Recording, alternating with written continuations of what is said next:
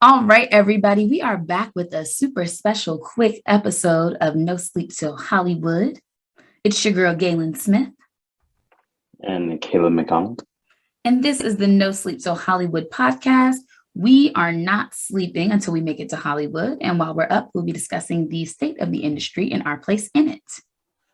And today we are going to be talking about being close to that industry, the proximity of that industry from Gaelyn, our correspondent, our person on the street. Oh, She went to LA recently. I did. And, how was your experience? LA was great. Like within 24 hours, I knew I wanted to move there. Loved LA. It is true for all my East Coast people that you genuinely cannot walk in LA. Like that was shocking to me because like I'm used to metro and subway and walking and like that just doesn't exist in LA. So you definitely need a car. So I am working on getting my license. We're gonna see how it goes. But no, I loved LA. I mean, the weather was great. Everything's just great. I loved LA so much. I'm moving there immediately. Must move. Gotta go. Got to? And you found this out first 24 hours? First 24 hours. I was like, oh, absolutely. I was like, it's warm outside. It's pretty, everything is cheap. Wink, wink, hint, hint. It was great. I loved it. Okay. Well, what are some of the highlights of your trip? I think for me, the highlight, so I was there for like 2 weeks. I got to go out there as a result of this program called Black Girl Film Camp, where I am helping a teenager make her first short film. And so we had a production retreat the last 3 days I was out there, but I got to go out there for 2 weeks. So they bought the plane ticket. And that's one of my highlights. But I would say my highlight outside of that experience was definitely the Warner Brothers lot. I had the best time. Honestly, I wish I had the picture. Dang, I have a picture downstairs. But I went to the Warner Brothers lot and I was acting a fool. Okay, first of all, they drive you around the lot in the little golf cart. You get to see everything. They're like, this is the office buildings and these are the sound stages. And if a show has more than 10 seasons, they name the sound stage after the show. That was really cool to find out. So like The Big Bang Theory has a stage. I think How I Met Your Mother has a stage. Certain things like that. Then we got to go inside of one of the sound stages. So we got to go inside. She was basically asking us like, oh, what are y'all's favorite shows? That are like in the, the family, the Warner family, or like that film on the lot. Right. I didn't realize All American, like I should have thought this, but I don't think it's processed in my brain, but All American films on the Warner Brothers lot. So we got to see All American and All American Homecoming, which was great. We're like walking through the house. If y'all watch All American, I walked through the Baker's house. I saw Billy Baker's jersey. Okay. Like it was a great time. Got to go to All American Homecoming and see the, one of the like educational building things, but basically like the sets, what's dope is there's fully functional sets, which means like if it's 2 floors, it has 2 floors and every room in there is a room you can film in. And then there's like partially functional sets. So like the Baker household is a partial function. So it's like the bottom part, like that first floor is like real, but then the second floor, it just like stops. Like you can walk up the stairs, but then it doesn't go anywhere. But I thought that was super cool. Warner is also home to a lot of the Harry Potter stuff. So I got to like, when they go have like, what was it? Not botany class, but the planting class that they had to go take. You know what I'm talking about? I did not watch Harry Potter. You didn't watch Harry Potter? Not a single one. I have a very romantic reason why I'm not watching it, but I'm not watching I don't care about your romantic reason. I care that you haven't seen Harry Potter. Yeah. You are too old. I know. Either way, they have a planting class and there's like these plants that when you pull them up, they scream, and you can do that at the thing. It was fun. And then they put you in the sorting hat. I am a Slytherin. For all my Slither gang out there, y'all know how we ride. But when I got sorted, you're a snake. Yes. But when I got sorted at the daggone Warner lot, they had the big old hat and you sit in the chair and it's just telling you stuff. And it called me a Ravenclaw. And that is disgusting because no, absolutely not. I am a Slytherin. I took the Pottermore quiz. I took all the quizzes. I am a Slytherin. So what did I do when I went to the gift shop? Bought my Slytherin sticker. Yes, I did. Because that's what I am. But no, I really enjoyed the Warner lot. I took a lot of pictures with a lot of different props. Got to walk around a lot of different things. When I was there, Bob and Abby Shola was filming, so they had to shut down part of the lot that they usually would take us to. And it's okay, because I love Bob and Abby Shola. but I wanted to go see the lot. But it was fun. I had a really great time. I spent a lot of money in the gift shop. I got my father and I Ted Lasso shirts. And that's where you got it from. Yeah, it was cute, honestly. And they weren't that expensive. The shirts, individually, the t-shirts were like $24. It wasn't that bad. It was just the other stuff that I bought that like bought my total up, obviously. But the shirts weren't that bad, which was great. And then, like I said, I was there for Black Girl Film Camp. And so we had our production retreat for the last 3 days. We were out there. So Friday, Saturday, Sunday. And that was fun. I finally got to meet my team director in person. I got to meet the editor in person. Got to go around LA. We stayed at the USC campus. So I stayed in the USC hotel. The USC hotel is nice. It's not really central to their campus. Okay. It's kind of like a 5-minute walk to like campus, but it's. So you did walk? Around the corner, essentially. That was it. But it was a beautiful campus. One of my best friends went to USC. Obviously, I am, a Syracuse Orange till I die. But USC is cute. It has some points. But I wish we'd kind of gotten to spend a little bit more time, like as a production team, where I wish that like that weekend was a little bit more aimed towards actually filming. Because really what we were there for was the girls got to see USC, which is great. Obviously, we went high school, particularly Black girls in high school, to see college campuses and have that experience of walking around a campus and feeling like they could, see themselves here. Like that's super important. But they did a lot of speakers. So we got to hear from Denise Davis, who, if y'all don't know that name, y'all need to go look at the Insecure credits again. But we got to see, have Denise Davis come and speak. We had a couple of other different speakers, but a lot of it was kind of spent doing some tour stuff. So I got to go to the Academy Museum, which is beautiful.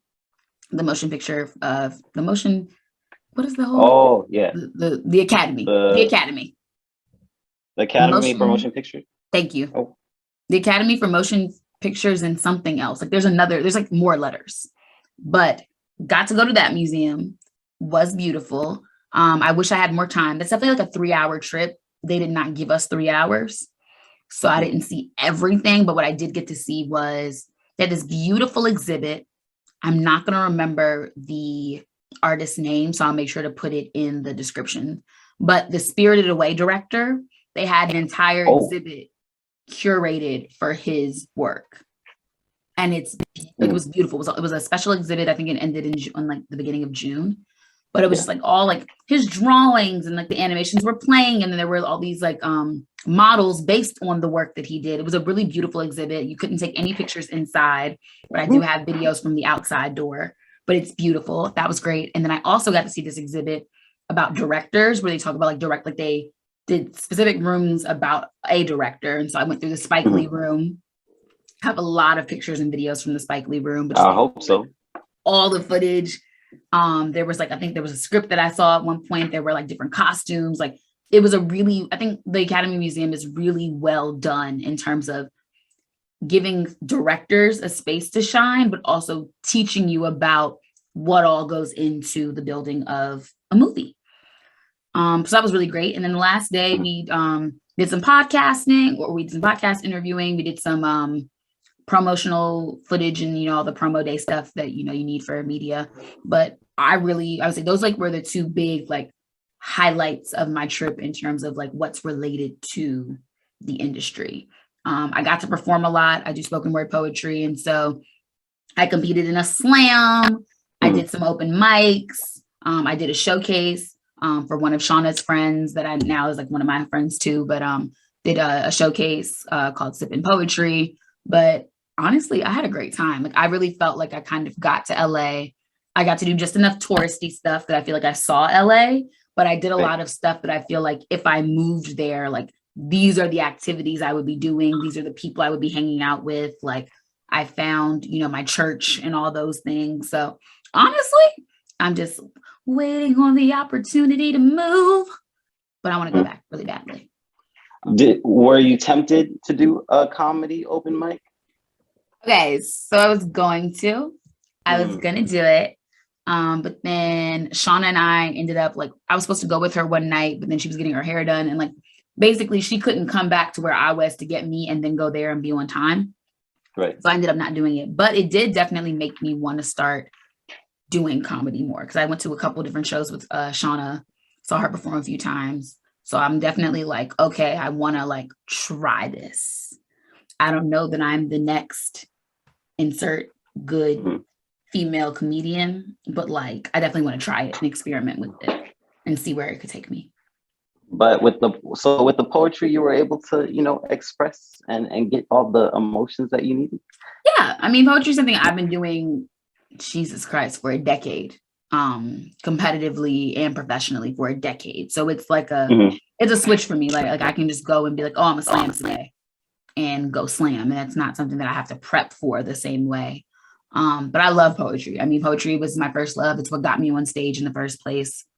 So of course, whenever I get to go back to it, it's fun. I was telling Aki, who runs Sipping Poetry, I was like, this is the first time in a really long time like I've had fun performing. And it's because his audience was great. The show was great. Like he does a really great job creating the environment for, poetry to thrive and all those things. But like, I just had so much fun performing. So I was like, okay, like I got to get back on stage. And I think I've been writing poetry again. I have some poetry projects that I want to work on this summer and things like that, but really wanting to just like get back on stage. Because I think when I'm on stage, it helps me as a performer in all of my aspects. But I think that's what feeds me, is being on stage and like seeing in real time people reacting and responding to the art. But LA was great. I will say, if you are thinking about, going to LA, you should. Moving to LA, you should. I think it really is true that you get jobs in the industry by being in LA and meeting people. So I definitely think like if you don't live in LA, like, and you can like get to LA, there are jobs that will relocate you. There are programs like the NBC Page program that if you get in, offer relocation stipends. Like, find those opportunities and get out to LA as quickly as possible. Like that's what I will tell people. That is what I am trying to do. Hopefully by September 30th, I will be living in LA. But that's where we at. LA with it. Very much LA with it. Well, I'm glad you enjoyed your trip. Sounds like you're already an industry head. So, some timing with that job when you're ready. All my niggas getting in. But yeah, I mean, super quick, super short episode. Just wanted to get a little bit into my experiences in LA. And, now that I've seen it, I gotta go back. You've seen the promised land. I've seen it. And now I got to go back. But yeah, guys, this was a super quick, super special episode. We're gonna be bringing these in every now and again, just to break up some stuff, give you guys some personal stuff, give you guys some industry news and all those good things. But this has been a very special short episode of the No Sleep Till Hollywood podcast. Make sure you follow us at No Sleep X Prod on Instagram. And I am Caleb McDonald. You can find me at Caleb Subtitles on anything with an @ symbol. And it's your girl, Gaelyn Smith. And you can find me at G Smitty with 2 T's and 4 Y's on anything with an @ symbol. And until next time, you guys, thank you so much for listening and watching. And yeah, good night, good morning, good afternoon. We'll see you guys later. Buenas noches. Not Carisha. Buenos dias. Not Carisha. Every time I hear Buenas noches, I think of Carisha. Yeah, I don't know what her company was thinking. All right, y'all. Well, until next time, thank you so much for listening and love you guys.